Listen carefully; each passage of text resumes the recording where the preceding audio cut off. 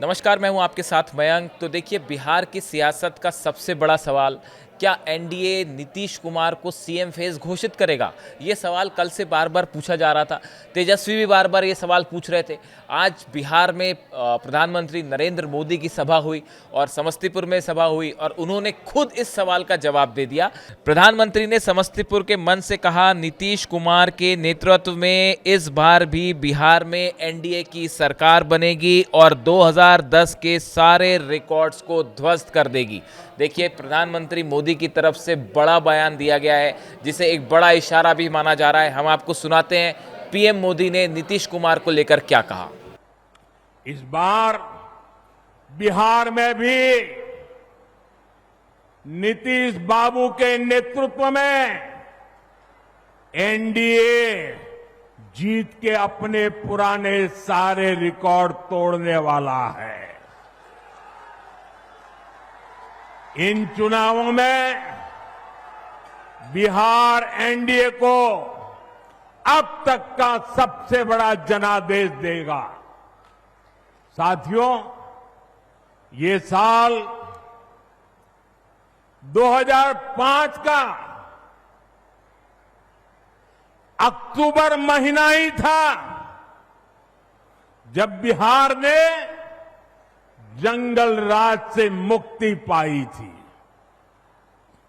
नीतीश जी के नेतृत्व में एनडीए का सुशासन शुरू हुआ था, लेकिन उस दौर में 10 साल तक केंद्र में कांग्रेस आरजेडी की सरकार रही।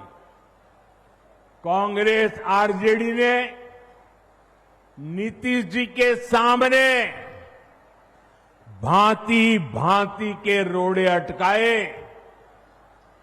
बिहार का नुकसान करने में दिल्ली में बैठी हुई कांग्रेस और आरजेडी की सरकार ने 10 साल तक कोई कमी नहीं रखी थी। आरजेडी बिहार के आप लोगों से बदला लेती रही कि आपने नीतीश जी को वोट क्यों दिया, नीतीश जी की सरकार क्यों बनाई।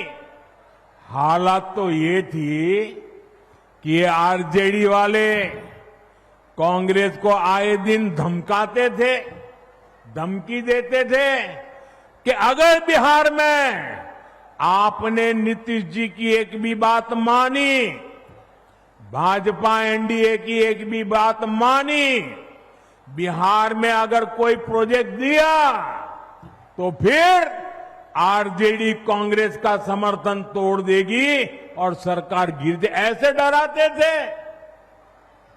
साथियों, नीतीश जी ने स्वर्गीय सुशील मोदी जी, स्वर्गीय रामविलास पासवान जी और आज हमारे जीतन राम मांझी जी, उपेंद्र कुशवाहा जी, भाई चिराग, सबके साथ मिलकर नीतीश जी दिन रात काम कर रहे हैं।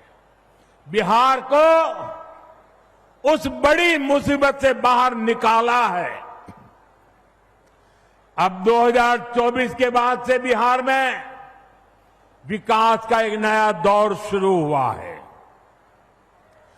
आज बिहार का ऐसा कोई कोना नहीं है जहां विकास का कोई न कोई काम न हो रहा है। आप किसी भी दिशा में 50-100 किलोमीटर चले जाइए, आपको केंद्र सरकार या तो राज्य सरकार द्वारा कोई न कोई विकास का काम चलता हुआ दिखाई देगा।